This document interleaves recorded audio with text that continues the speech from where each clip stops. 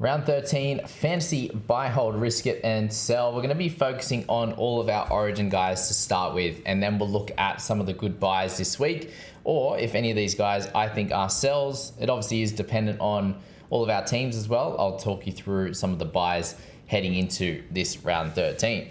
But I'll go down one by one and give you the games that they miss, and then potential for risk of backing up as well, and if you should hold or sell, basically, is the theory with this one. And then it is team dependent, obviously based on how many Origin guys you have. If we look at my team specifically, in terms of the Origin guys right now, I have Crichton, I have Cotter, I have Grant, and I have Hines. So that's a number of 4. And I do think the 3 is the number you probably want to stick with at this point. 4 probably seems a little bit too much, and you'll have points where you do need to be, you're either going to be short points, points where you have points, in your team, right, on a week-to-week basis, because these guys are out too many weeks. Some of these guys miss 4. They may not back up. There's a few different issues like that. So that's where you need to kind of take that into account, where you don't want too many in your side unless you are a head-to-head focused player. If your head-to-head misses 13, 16, 19, I'd be holding the majority of your Origin guys unless they have a terrible schedule for, Origin guys like Hammer, missing 5 games, these types of players there for sure. So let's focus on one by one. Going through the New South Wales team first. And Edwards, he's going to miss a minimum of 3 games. He's currently the best wing fullback in the game. And I think he's someone that you could easily hold, because when he does come back and he does play, he will be kicking goals for that Panthers side. So that's a good little thing to follow there. To'o, not many people own him, but I do think you can probably sell at this point just because of the point scoring that you're getting out of him. Crichton as well, he's going to miss 4 games, so I think he's an easy sell. He's not a top tier keeper, so you want to be moving on from those types of guys that are going to miss too many games. And that's where you look at guys like Hines, and we've got Angus Crichton. We'll focus on those 2 here right now. Nico's going to miss 4 games at minimum, right, if he keeps his spot in this side. And I think the only reason he wouldn't get picked in sort of the second and third Origin was if he was to have an absolute stinker, and then they changed him and probably brought Moses in, because there was a lot of chatter around Moses potentially being the 7 in this side if he was able to get that round 12 game, look good, and then be ready for this camp.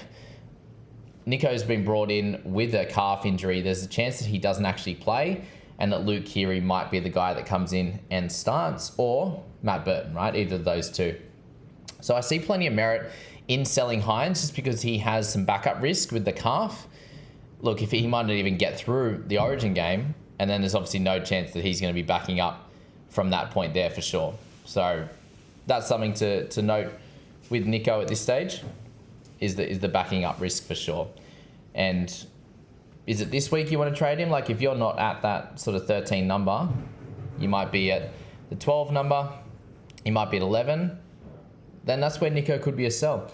But if you're sitting there in my team right now with 13 available, is there much point in selling Hines now? I don't think so. I think you can find out what happens with Origin. Obviously, what happens this week in round 13. There's not a lot of clear sort of halves to buy unless you want to go for a Moses or something like that. But Moses could end up being in that Origin setup in round for the second round through, and that could be an issue for your side for sure. So completely up to you with Hines. He's going to miss enough games, 4, and then potentially has backup risk that you could easily sell him. So have a think about that in your team specifically, with what you want to do and who you want to trade him for. Next week, if he doesn't back up, it would still be another 4 weeks missing. So 14, 16, 19, and 20. And then you could still sell him next week if he's not backing up, and maybe he's the easy one to trade for David Fafita or an Eli Katoa. Or you want to save some cash in the bank for round 15 to go to a Manu or a Tedesco or something like that down there. So that's the Hines situation. Crichton's in the same situation with that, given he misses 4 games. But I do think there's probably a little bit more chance of him backing up. If he doesn't play the full 80 in these Origin games, I think it'll be fine for him to back up in the following matches for the Roosters. But he does miss 13 and 14. The big question here is, can you hold him through both those games? Do you hold him through this week and then sell him for feeder next week, or an Eli Katoa or something like that? That's also something to note with Angus Crichton, is that 13, 14, 16, 19, potential for a few less minutes upon return in 17, in 20, which is what you see with all of these Origin guys for the most part, right? Is that they do play some lesser minutes unless there's some type of outside back. Anywhere through 1 through 7, they seem to play a full game. If they do come back and play, obviously they can, some of them, centers and the like, halves sometimes, can do less Ks, and depending on how much defensive workload they went through, they are okay to get through. And obviously you need to base a few of your decisions as well on where the team is at that they play for. So if you're looking at a ladder, Cowboys are in a pretty tough spot. So you'd expect Val Holmes to come back and play. Hopgood with the Eels, they're in a pretty tough spot. So you'd expect Hopgood to come back and play. Crichton with the Roosters, they're in a pretty solid spot, but they obviously missed 14 anyway. So that's not something you need to think about. Cowboys with Cotter, as I was saying with Holmes, same situation there for sure. He'll have to come back and play, even if it is for reduced minutes a little bit, just because the team's in a really tough spot at the moment. So there's some of the things you need to think of with the team that the player backing up plays for, and obviously the amount of games that they will miss as well. And the amount of days backup that there is as well. Something to think about there. So Suwali'i, not many people own. Zach Lomax, he's going to miss the 4 games as well, 13, 16, 19, 20, if he keeps his spot in the side. If he doesn't keep the spot in the side following this game, then they have a bye in round 16 anyway. So it's up to you what you want to do with that one there. I expect him to back up and play for Dragons though as well. So if you think you can get through this week without him, then next week he should be a good player in your side and help you out for sure. Jerome Luai, a very frustrating one for him. I do expect him to back up though with the halves crisis at Penrith, so keep that in mind. 3 games he'll miss if he plays the rest of them. Spoke about Nico. Reece Robson, if you've got him or you've got Grant, I think both are holds just because of the fact that it's such a tough situation, the hooking spot right now, and they're 2 of the best scorers, obviously with Reed Marnie as well. If you can pair Robson with a Reed Marnie, you only have an issue in round 19 there. So Robson can cover for Reed in 15 and you can go from there. It's the same situation with Harry Grant. They both missed the same 3 games. And I just think you need to pair them with someone else who's going to be playing all those, and that's the best way to do it. I'd be holding Reece Robson and also Grant through this time. They're much easier than holding Hines and also Crichton, in my opinion, just because they missed the 3 games. They're likely to back up, maybe on reduced minutes, but that's fine. That's like they're sitting at 850k. If they were really expensive, then if they played 50 minutes and got a 38 or a 40, they'd lose a ton of cash. But now they're priced at 50, it's not the biggest issue. Payne Haas there, I think I'd be holding Payne. It's very similar to that with Pat Carrigan. I think they're in a similar situation, obviously, in a team there that will only miss 3 games. He may have reduced minutes on return, but also depends on the minutes that they play in Origin as well. So keep that in mind. Just wait. I think you hold this week, see what kind of minutes he's at. If there's injuries and all that type of stuff, then that could play a part as well. But if they only miss 1 extra game than what the Broncos would have anyway. Liam Martin, no one knows. Spoke about Crichton. Cam McInnes, he feels like a hold for now, but he may be a sell come round 19, would be my thoughts there. We'll have to see how many minutes that he plays, but I do think that he'll back up for the Sharkies there. He's that type of workhorse player. I doubt that he gets a complete rest. He just might come out and play 40 odd minutes for the Sharkies, which will help them through the middle there. Especially if they lose this week and they go back-to-back losses, I think he'll be there next week, backing up. Isaiah Yeo, he's a clear hold for the rest of the year. Don't worry about him. Hamoli Olakawatu, if you do own him at this point, he could play less minutes off the bench and then back up fine. And that will be cool, but he does miss 16 and 17 if he's in this side. Spencer Lenny, no one really owns, but I think he would be a sell now. Hudson Young, same situation. If you own him, I think he's a sell, given he misses 13, 14. If he keeps his spot in the team, 16 and obviously 19 as well. Or you could wait if you find to get through next week with him. You could wait and see if he makes the spot in 16. Matt Burton's a tougher one. I do think you wait and see this week because he'll at least play in 14 and then you can make your decision from round 15 and go from there. That's probably where I'd be at with Burton. Just hold 1 week and see what happens. Barnett, same situation. He might actually be released. Well, he'll definitely be playing around 14, but if it's 16, if he's in this squad, he'll be released to play. So that's something to think of there. Obviously, in that one. For the Queensland boys, Reece Walsh, I think you can hold or sell. He's got that knee problem, and that might be a reason why he does get rested in 14. Up to you guys on that one. They've got Karapani, who's doing good things.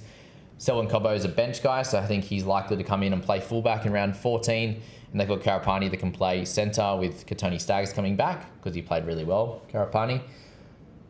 So he could get rested. Otherwise, you can hold and wait and see in 14, 15, make your decision in 16 for sure. Xavier Coates, not really owned. Val Holmes, I would be holding. Hammer, you have to sell. Murray Talangi, no one really owns him anyway.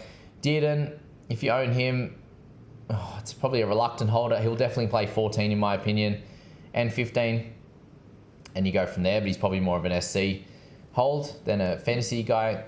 DCE, I think you can sell. He's not playing his best fantasy-wise at the moment, so he's an easy one to move on from. Misses 4 of the next 8 games there.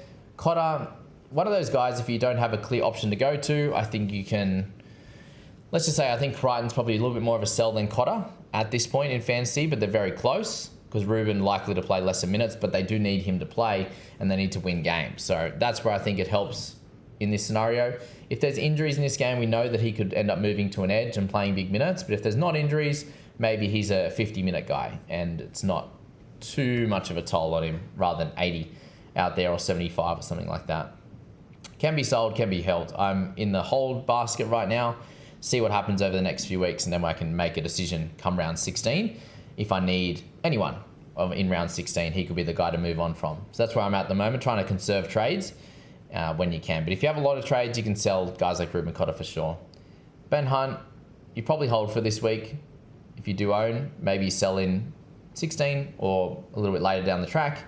Collins, no one owns. Jaden Sewer, yes, this is a tough one. Depends how many, I think you watch and see how many minutes he plays. If he backs up for Dragons, sweet. If he doesn't, then probably a sell by that point. Nanai, if you do own him, probably same situation. Does he play the full 80? Maybe, maybe not. Looks like they haven't really got anyone to cover for the edges, so I do think they're a good chance of playing 80, both of them. And if that's the case, probably doesn't need to back up with Lukey and obviously Finafiriaki as well. So keep that in mind with Nanai, that he may not need to back up and he could be a sell for that reason. Carrigan, I think he's dropped in a little bit of cash now that you could probably hold. If he was up at that 850 still, I'd probably say sell with the minutes he might play coming in out of Origin. But in this scenario, they do have Hopgood that can play a fair bit of 13. They have Cotter that can do that as well. Maybe he doesn't go massive for minutes in this, and maybe it's 55 or so, which won't be too bad for him going forward. Grant, I think, is a clear hold. Fodawaker has to be a sell, I think. He's just not scoring well anyway. Hopgood, I think you can hold Hopgood, right? And again, he'll miss round 20, but you can wait until that and make that decision. But a bit later, he'll need to back up and score good points. Kafusi hasn't been named. Pika and Ezra Mam obviously on the bye as well. So that's something to note there. Crazy that Fafita wasn't in there, but he's obviously going to be a purchase next week. Cobbo, if you do own, I think you hold.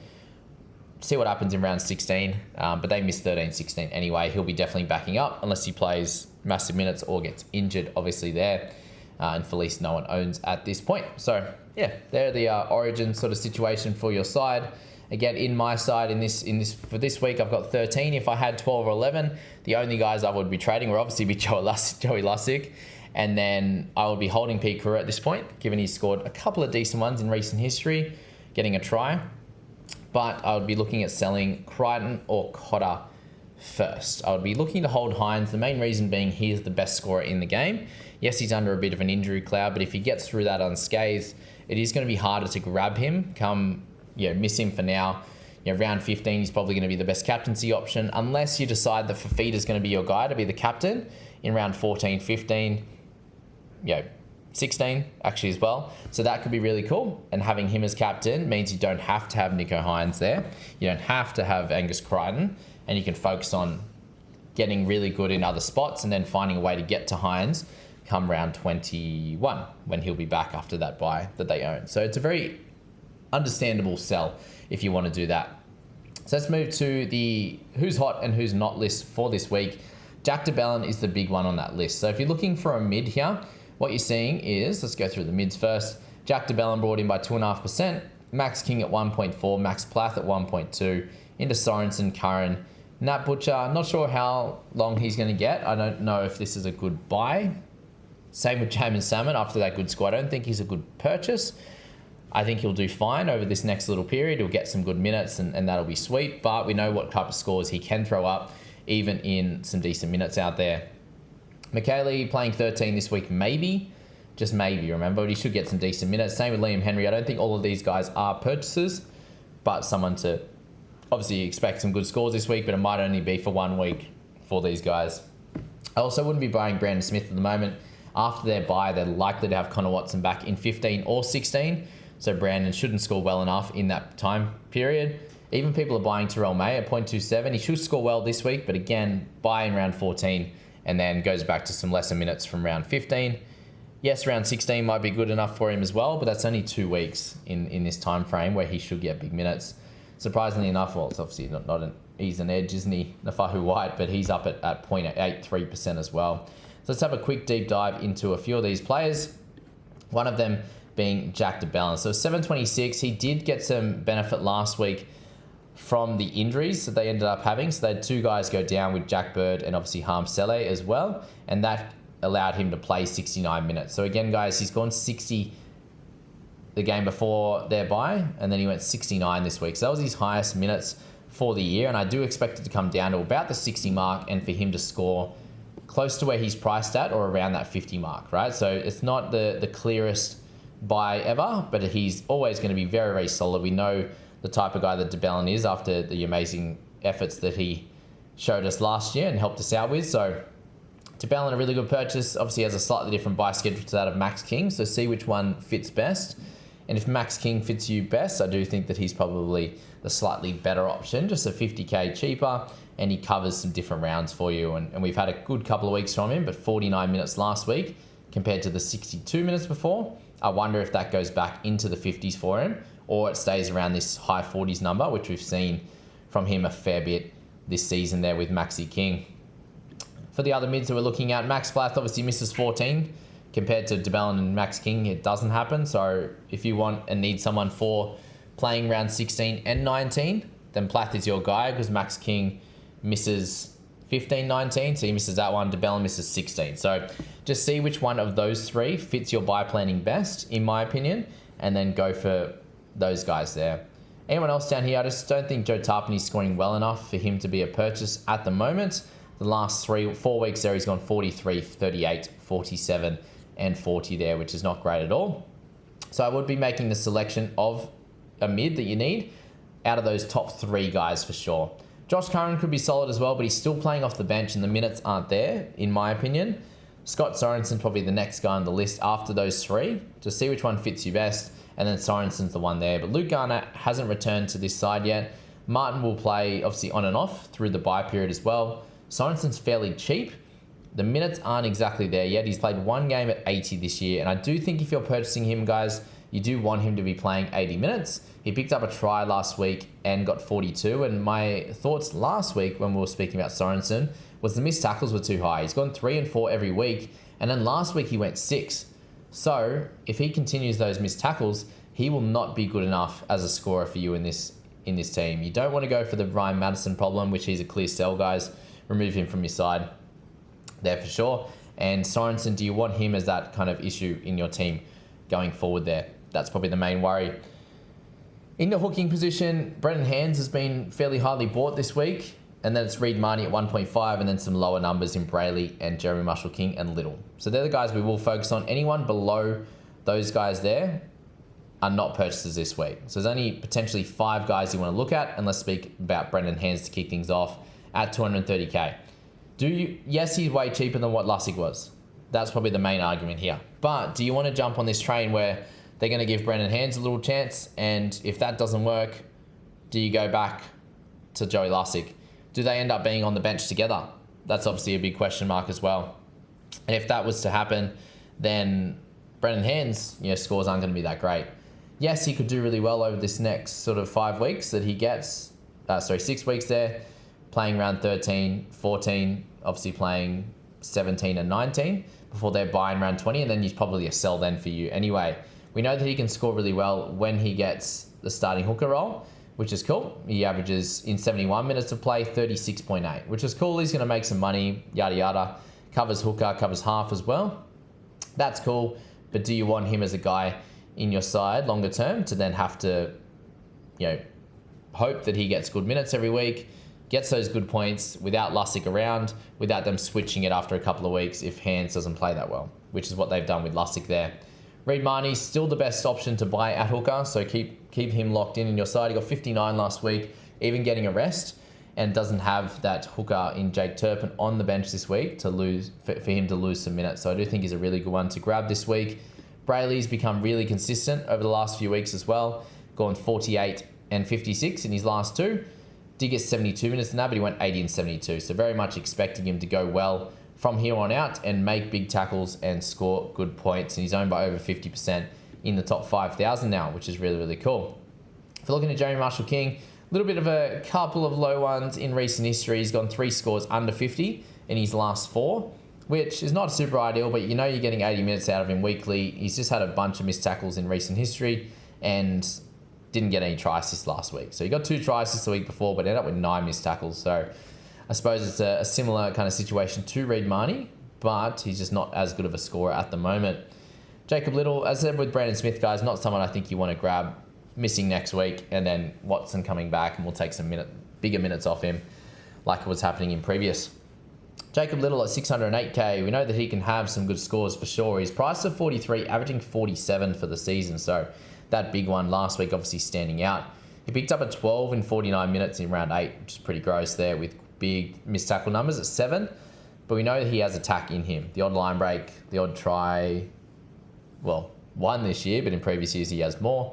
The odd try assist there as well. Big tackle numbers sometimes, and good scores a lot of the time. To be honest with you, he has a 33 and a 12. The only scores for him this year under 40, so that's something to note. With Little, he's obviously cheaper than the rest, and he's a point of difference player. So if he can come out and continue to get 80 minutes like he has in the last 2 weeks, then I do think that he's someone that could be a solid purchase for you. He's played 80 minutes on 4 occasions this year out of the sort of 10 games that he's played. Yeah, he's only missed, round 3 and round 11. Yep, 10 games that he's played. So he's definitely an interesting one that you can grab this week and is that point of difference player for you. So that's it on the hooking position. In the edge position this week, again, guys, like I spoke about in that impact of the next 3 games, please go back and check that one out because that was more focused on round 14 and going forward from that, because there are a bunch of purchases, especially in this edge position, that could do a really, really good job for you there. You see there, 3.5% have sold Angus Crichton, which I completely understand there. Sean Bloor, yes, a low game for him, but I think you need to hold on to him just for his coverage, and he was scoring well before that game, and hopefully he can work on his fitness in this off week and get up to closer to 80 minutes for sure. Ewan Aiken is in the hot list, and I think that's well deserved. He's been awesome. Got a base stat 76 last week, which is incredible. Great captaincy option, in my opinion, this week if you don't have a Tedesco or Manu, something like that. Dylan Brown, Mitch Moses, those types of guys are good. Reid Marnie potentially as well. So Aiken is a good guy to have this week. We don't need to go through his stats. We've done that regularly, and yeah, you know what I think about him. Nafahu White, again, good this week. Maybe good in round 15 as well. Likely in round 16, so maybe it's an easy sort of 3-week play where he should score really well. I think he'll play big minutes again this week, 50-odd to 60-odd will be really, really good. So Nafahu White, a really solid one this week. Preston, probably one to focus on. We haven't really looked at him too much, but expecting closer to 80 minutes in the next few weeks. And we know that when he plays some decent, he's got 3 tries already this year, which shows that his quality, but they're all mid-40s to 50 type of scores. He is priced at 45, so still very expensive. Not a must-have by any stretch, but yeah, definitely a solid one if you like watching him play. Definitely there on the edge for the doggies. From that point, we spoke about Curran. I just don't think the minutes are going to be there. He'll be fairly solid, but yeah, not someone we want to climb into. I do think Dylan Lucas is a better buy than that of Kelma Tuolangi, who's a bit higher owned. But 688k for Dylan Lucas, priced at the 49. We know when he gets good minutes in the second row across his career, he's an absolute superstar. He's averaging 54.5 in the sort of, 13 games or so that he's played in that role. And we know that that's 5 points of value. A guy that's very, very consistent. And when he does score a try, he goes 60 plus into the 70s, which is really, really cool. So Lucas, looks like Frizzell is going to be a bench guy at the moment. And I do think Kai Paul will be the one to lose minutes at this stage rather than Dylan Lucas. So only misses 1 game for the rest of the bye period. Keep that in mind for Dylan Lucas there if you're looking at an edge. Kelma Tuolangi is obviously fairly cheap at 297. He did play a good one last week and got that 48. But we have seen him in recent history that he can have decent games in big minutes, like so here in round 4 and 5 last year, but then got a 20 in rounds in the next round in 69 minutes, a 27 in 68 minutes. He has some other 40s games, which is good. 29 in 55, 18 in 51, 38 in 70. He can be very up and down. And we've seen here in round 1, he got 17 in 47 minutes, 29 in 60. In round 4, 24 in 47, and 26 in 20. Obviously interchange as well. So it has some different type of games. The one against the Rabbitohs was a good one, but it was against the Rabbitohs as well. He comes up against Britton Nikora this week, who, well, is he going to be on that side? He could be on the other side there, but Nikora does miss a bunch of tackles, which is helpful. So Kelmar could be a little bunch of week play. We could see Madison return.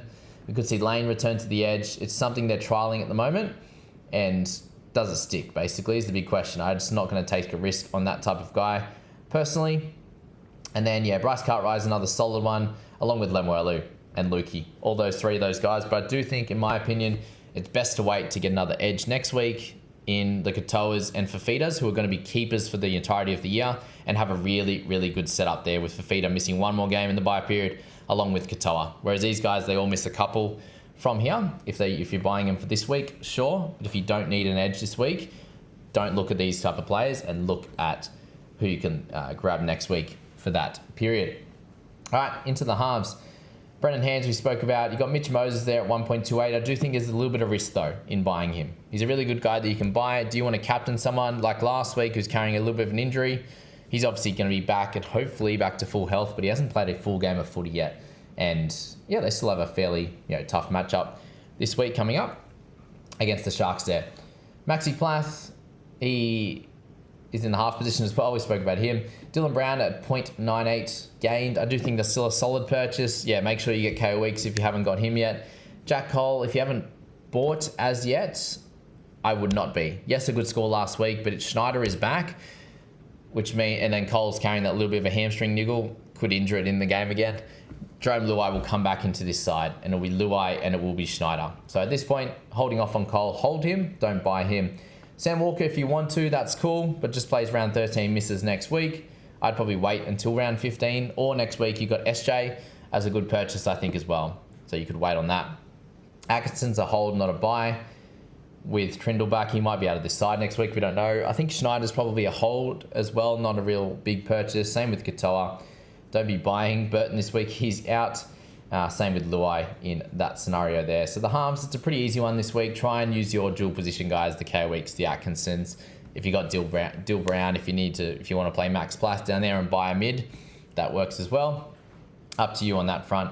You could buy Moses and take that risk as well. Chanel Harris-Tavita being bought this week, and he's not even playing. How good is that? And then moving to the centres, we've got Aiken there as a top guy. Manu, obviously dual position centre and fullback. I would probably select him just over Karaz. Like, Karaz has gone up a fair bit in cash as well, and he's up into the 689 range. But obviously for Manu, he's down a little bit. He's up a little bit higher than that, definitely at 752. But I do think that over this period, he's going to be a guy that will do really well also. They both miss, obviously, 2 games over the next 8 or whatever it is. But 15 is for Karaz and 14 for Manu is the only difference. So see which one fits you better. If Karaz's one fits you better and you need a guy for next week that can cover both centre and wing fullback, then that's cool. If you're not worried about 14, then I would go Manu in that scenario there. For the next one on the list, we do have Garrick being sold along with Kohler. Please hold both of those guys. That would be a big mistake. Everyone's going to buy Garrick in round 14 or 15. Well, I am anyway. And I represent everyone, apparently. Blaze Solangi, I think you do hold this week. He's got a low enough break even to hold. Don't sell him at minus 0.18. So yeah, that's probably the thought with Manu Karaz situation. Farnworth, again, had a massive one last week. He may have missed a boat with his massive scores, but he may come out and get one in the next few weeks as well. He's obviously a very important player for that side, so that's cool. Alamotti plays this one. He's very expensive, though. He misses round 16-19, so keep that in mind. He's going to keep this spot now, very likely with Taylor May done for the year. Isaac Tungo, you can go for it. It's a bit of a risk. He's not playing super well, but I think he's a solid purchase for sure. Braden Burns, unlikely to get more than 1 or 2 games across the next period, in my opinion, given they'll miss 16-19 there. Anyway, the Cowboys. Outside of that, Hammer is out. Don't buy him.